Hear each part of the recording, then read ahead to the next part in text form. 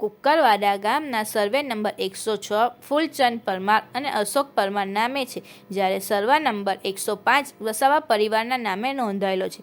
આ બંને જમીનમાંથી 765 કેવી ટ્રાન્સમિશન લાઇન પસાર થાય છે. પરમાર પરિવારની જમીનમાં ટાવર ઊભું થઈ છે, જ્યારે વસાવા પરિવારની જમીનમાંથી માત્ર તાર પસાર થાય છે.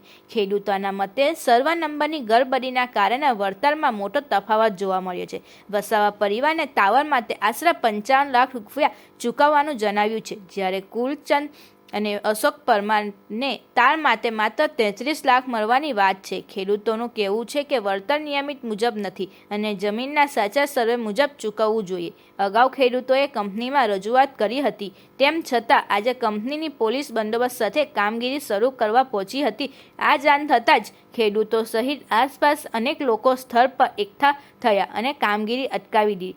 દેતાલ ગામમાં સરપંચ નોફલ પટેલ પણ સ્થળ પર પહોંચ્યા હતા. તેમણે જણાવ્યું કે સરકારની કાર્યપ્રણાલી સામે કોઈ વિરોધ નથી, પરંતુ ખેડૂતોને બળજબરીથી કામગીરી કરવાનો અસ્વીકાર્ય છે. તેમણે તંત્રને માંગ કરી કે સુરત અને નવસારીના ખેડૂતોને જેમ યોગ્ય વળતર ચૂકવ્યું છે, તેમ ભરૂચના ખેડૂતોને પણ સમાન અને યોગ્ય વળતર મળવું જોઈએ. સરપંચ એટલે સ્પષ્ટ કર્યું છે કે સ્થાનિક ખેડૂતોના પ્રશ્નોનું યોગ્ય નિરાકરણ લાવ્યા પછી જ આગળની કામગીરી શરૂ થવી જોઈએ, અન્યથા ખેડૂતોનો વિરોધ ચાલુ રહેશે.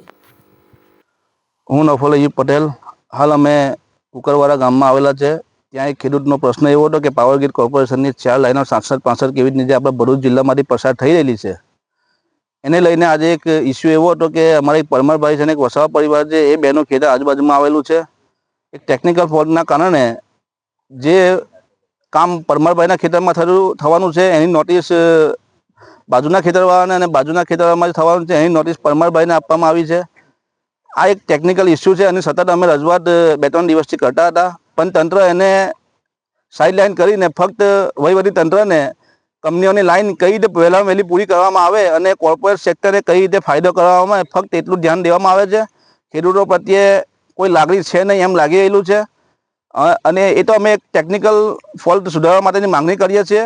અને બીજી અમારી એક ખાસ ખેડૂતો વતી વિનંતી છે કે અન્ય જિલ્લાઓમાં, ભરૂચ જિલ્લાને છોડીને અન્ય જિલ્લાઓમાં ખૂબ સારું વળતર ખેડૂતોને આપવામાં આવેલું છે.